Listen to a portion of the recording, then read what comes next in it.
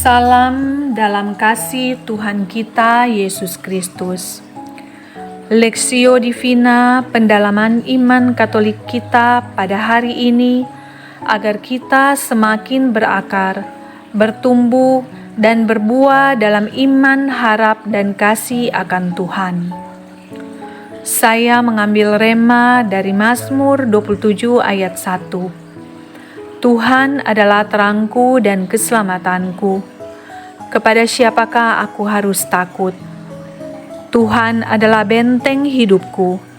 Terhadap siapakah aku harus gemetar? Mari kita berdoa. Ya Tuhan, Engkaulah sumber kekuatan dan perlindunganku. Kiranya penyertaan dan perlindungan-Mu selalu menyertai hidupku, sehingga aku tidak takut dan gentar akan hari esok dan masa depanku, sebab aku percaya Engkau selalu ada besertaku. Kesaksian singkat. Saya adalah seorang auditor di kantor pemerintah.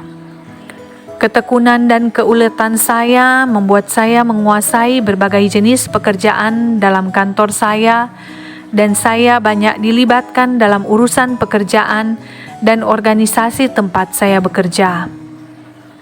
Hal tersebut mendatangkan iri hati dari beberapa rekan kerja di kantor saya.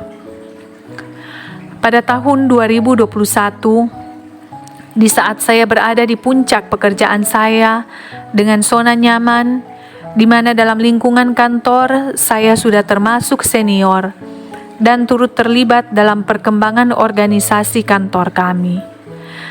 Tiba-tiba ada rekan kerja yang menjahati saya dengan guna-guna. Saya kehilangan semua penugasan saya di kantor. Teman-teman dekat saya tiba-tiba menjauhi saya tanpa alasan. Atasan saya di kantor setiap melihat saya selalu marah-marah tanpa saya tahu alasannya. Hal tersebut berlangsung berbulan lamanya. Sebelumnya saya tidak menyangka kalau saya diguna-gunai. Saya mengetahui hal tersebut ketika saya didoakan oleh rekan sepelayanan saya yang memiliki karunia. Dan dia mengatakan bahwa saya diguna-gunai oleh rekan kantor saya karena iri hati.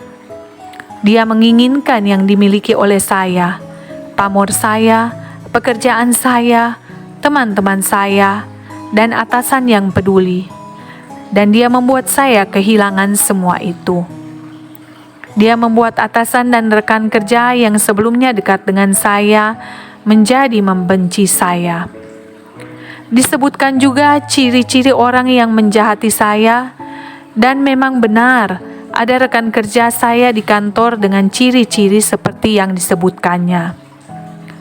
Saya benar-benar terpuruk saat itu.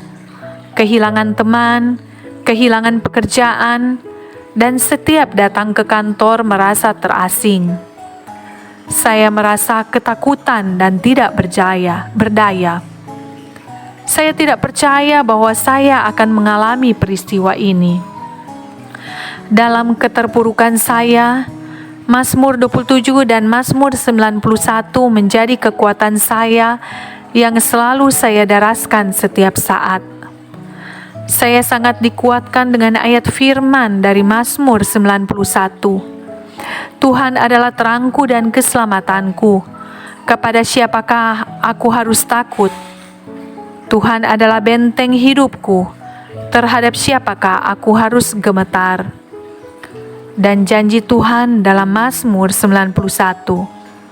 Engkau tidak usah takut terhadap kedahsyatan malam, terhadap panah yang terbang di waktu siang, terhadap penyakit sampar yang berjalan di dalam gelap, terhadap penyakit menular yang mengamuk di waktu petang.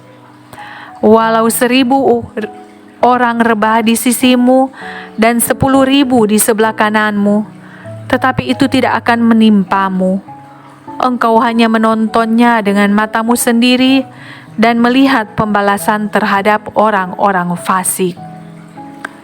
Ada juga satu lagu yang selalu saya nyanyikan dan saya amini, yang liriknya mengatakan bahwa Meskipun 1000 tangan manusia menarikmu jatuh, namun Tuhan yang bela. Tangannya sanggup membuatmu naik ke gunung. Percayalah, Tuhan yang bela. Saya bergumul dalam doa dan puasa. Saya menyadari segala kesalahan saya. Saya mohon ampun kepada Tuhan atas kesombongan saya dan berintrospeksi diri. Banyak dari tanda-tanda yang Tuhan berikan bagi saya lewat pergaulan dengan rekan kerja saya ini yang menunjukkan bahwa memang benar dialah orang yang menjahati saya. Namun saya juga diberikan kerendahan hati sehingga saya bisa mengampuni rekan kerja saya ini, bahkan mengasihani jiwanya. Lewat peristiwa ini saya disadarkan bahwa sekali kita melemahkan perisai doa kita, maka dengan mudahnya si jahat masuk dalam hidup kita. Singkat cerita, setelah beberapa waktu, perlahan-lahan Tuhan memulihkan apa yang saya miliki. Tiba-tiba ada satu penugasan yang cukup prestisius di kantor dan untuk pertama kali yang mempertaruhkan nama pemerintahan di daerah kami. Dan saya terpilih untuk memimpin tim penugasan tersebut karena ada kriteria khusus yang hanya dimiliki oleh saya. Tim kami melaksanakan tugas di Jakarta, dan dalam anggota tim saya juga termasuk rekan kerja yang saya curigai menjahati saya. Di hotel tempat kami menginap, ternyata sudah diatur saya tidur sekamar bahkan seranjang dengan dia. Saya sempat ketakutan, tetapi saya ingat bahwa Tuhan tidak pernah meninggalkan saya. Sebelum tidur malam saya doakan mohon perlindungan Tuhan. Juga saya urapi area tempat tidur saya. Dan malam itu saya tertidur dengan pulas. Pagi harinya saya bangun dan mendapati rekan kerja saya kelihatan kacau dan galau.